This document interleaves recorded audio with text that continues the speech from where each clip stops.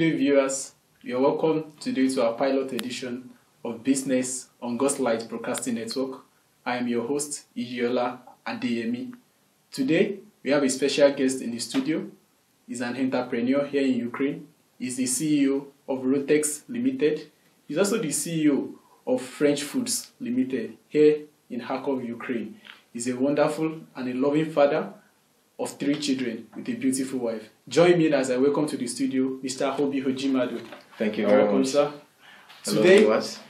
we'll be talking basically about the 10 basic business principles. And my guest here is a seasoned scholar who will be shedding more light on the basic principles of business. There are a lot of questions in our hearts. Many of us have been laying our hands on one business or the other. But here is going to shed more light on that, on the 10 basic principles of business. Welcome, sir. Thank you very much. Thank you very much. If I may start, a lot of people want to delve into business, but it's also very important to understand that there are some basic principles that are in business that every individual, even if you have the capital, which is a different topic altogether, even if you have the capital already, you have to have these principles laid down before you'll be able to even run a successful business. Because these principles definitely will create your mission and your vision. And definitely your mission and your vision will define your action as you try to embark on the business. There's a big difference between running a successful business and what I call an epic fall.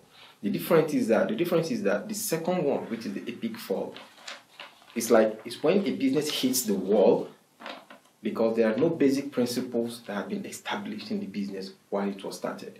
So no matter what you do, you have your vision, you have your mission, you have your values, definitely. Everything has to be inculcated in the business as you're about to start. If not, it's like doing a long distance race or driving, around the world without having a roadmap. So that's what it looks like. And before we go down into these basic principles, it will interest you also to know that in the Bible, there are lots of passages where what we call business today was mentioned. You'll also find it surprising to know that 16 out of 38 parables given by Jesus Christ had to do with handling money and wealth. So we have to understand that money revolves in everything we do today. If you look at the Bible, you see in 1 Chronicles 29:11-12, it states that wealth and honor come from you. You are the ruler of all things. In your hands are strength and power to exalt and give strength to all. So we have the strength, we have the power, and then we have the right again to exalt and give strength to all. So if you use this as wealth that you have or money that you have, that means you have to use it correctly so that you'll be able to give strength to all. In the Bible again, we also got a warning in 1 Timothy chapter 6, verse 11, which said, "For the love of money is the root of all kinds of evil, for which some have strayed from the faith in their greediness and pierced themselves through with many sorrows." So here you can see that since money revolves around everything that we do, you have to apply what I call basic, even Christian principles, which will lead you as you move ahead in deciding the kind of business you want to do. Okay. Thank you very much, sir. This leads me to my very first question. As prospective businessmen and women out there who might be watching us today on the program, I would like you to help us shed more light on the importance of making decisions, deciding on which part of business even we want to follow in the first place. Because many people just get started and along the way they get confused. So can you give us information on how to make decisions? What should be the things we should consider? What are the things we need to do and what are the things we need to shy away from before stepping or embarking on any business? Right. First of all, it is very, very important for you to make a research and understand what you have around, and then what you don't have around, the services that are lacking, and that's on one side. On the other side, now you think of your own capabilities. What can you do actually?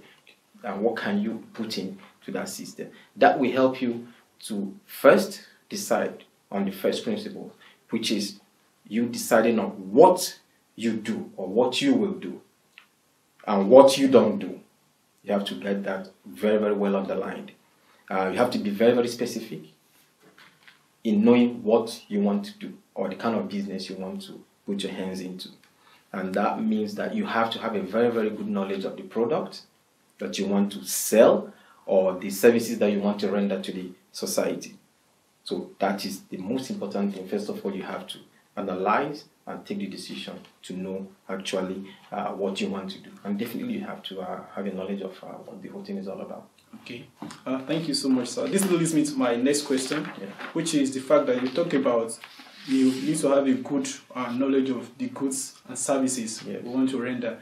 And I would like to ask this question that, okay, in rendering our services and the goods we intend to produce, should there be a kind of target people we focus on? Is it, for instance, now, I being a student, imagine myself being a student, should I just focus that, oh, the only kind of business I can venture into is one that will serve students? So no. What should guide us?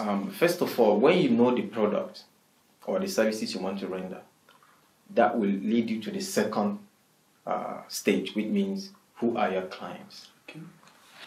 What kind of class of the society they belong to? Is it like students or workers or the middle class, the VIP class or the lower class? You have to understand the people you are serving.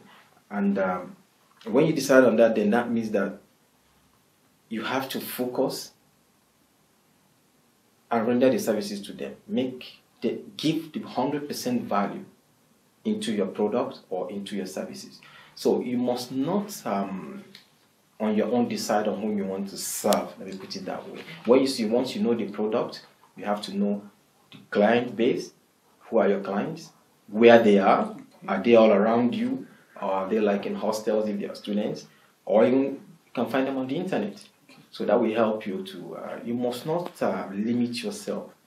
Business is a game that needs expansion, but you have to know from the beginning whom you are targeting, where they are, and their capabilities. That will help you know the kind of size of business that you want to build.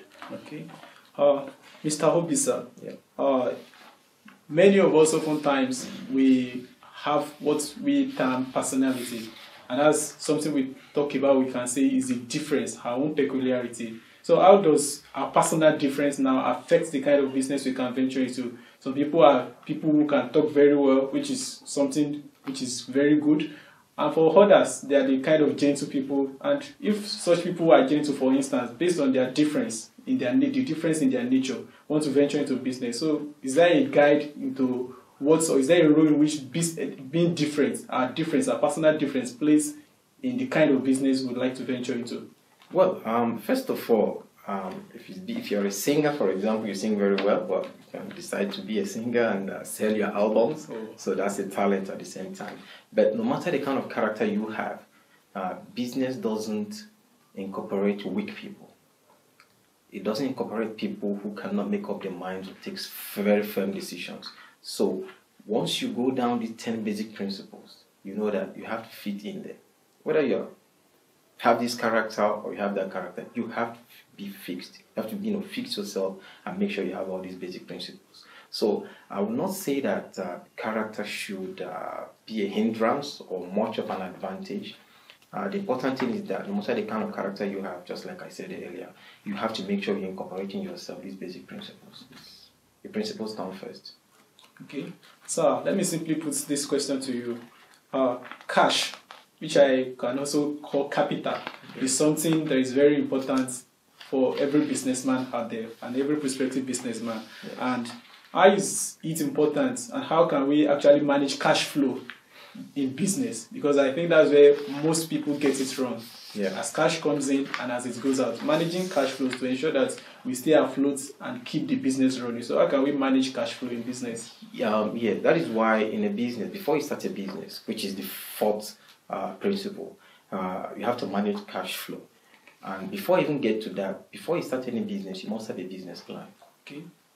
It starts with your capital, how much you're going to spend monthly, and it's very, very important that you break everything down monthly. Your income that you're expecting and the expenditure that you think you will make, and make sure you have it, fine-tuned and lined up from 12 months, from January to December, or from within a month. You have to have a monthly calendar, and every month you have to review definitely the plan, see if you're catching up, you're not catching up, what do you need to do to make sure you catch up, or even kind of do better, especially having to do with your income, because this is just your roadmap in achieving your results. You just have to manage the cash. You don't spend more than you earn.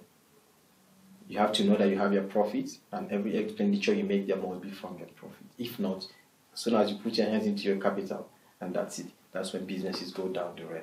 Okay, thank you very much, sir. Another important thing about business is that the size of a business is a reflection in a way, or let me say the number of employees in a business is a reflection of the size of business. And every prospective businessman out there will be willing to have a business in the mega size, and that will involve people. We need to have hands to work with. So what's advice will you give to people who are starting businesses, or who are willing to start business, or even who are currently in business actively, in managing their employees? What should be their considerations in employing people, and what size is it advisable? What size of employees is it advisable to start with? Okay, well, the size of your workforce really depends on the size of your business. If you have just a private enterprise, which is like in a small room, or you're working on the internet, it all depends on the volumes. It all depends on the kind of things that you do, the kind of things you do. So everything depends on the size of your business. If it's a business that 2 people can handle, then 2 people have to know how to handle it. And if you have a big company, definitely, or if your company or your business has grown, you will know that you need now you need an accountant. Maybe before you're doing the accounting yourself, you have to have more time now to focus on running the business. Then maybe you might get an accountant.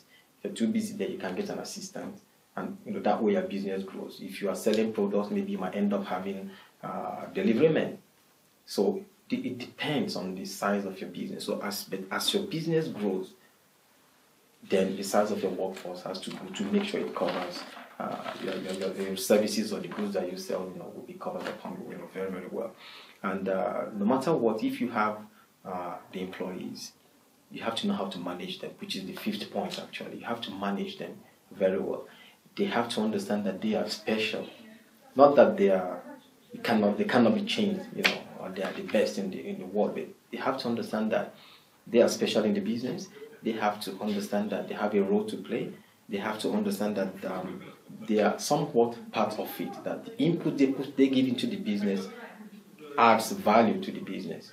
So they have to feel that they are part of a team, and the team is like, you have different parts. Everybody plays different roles in building the team.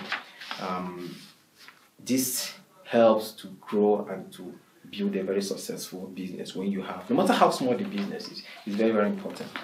Make sure that everybody plays parts in do whatever role they play, and know that everything is fine. Okay, sir. This leads me to my next question here, which is the fact that oftentimes people think, business is something that are for matured minds alone, obviously. And we define matured minds, maybe we will go by the standards in different countries of adulthood, probably 18 for some countries and 16 years for some countries. What age do you think is the right age for anyone to embark on business?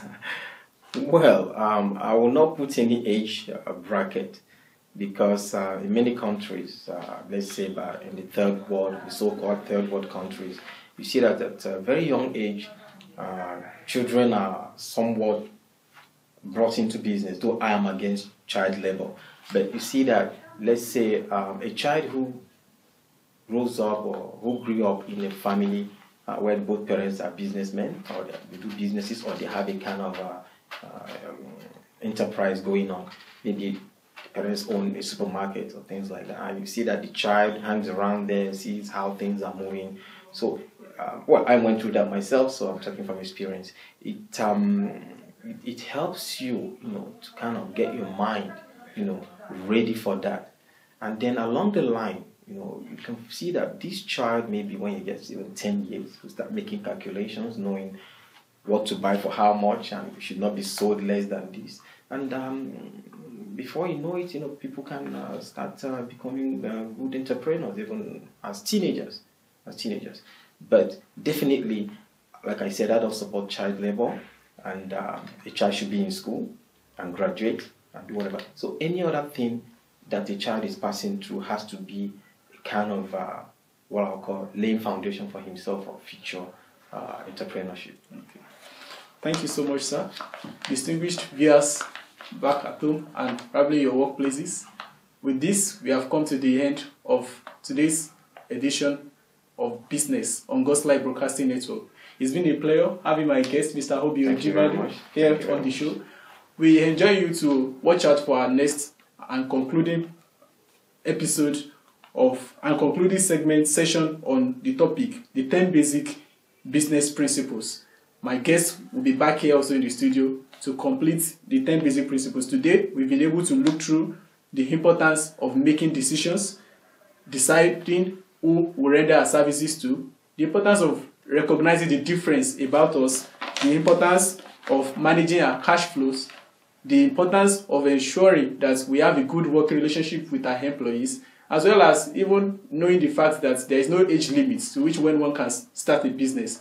So with this, I want you to think about some of these things as you look forward to the next episode of Business on God's Light Broadcasting Network. I remain your anchor, Iyola Adeyemi. Till we meet again.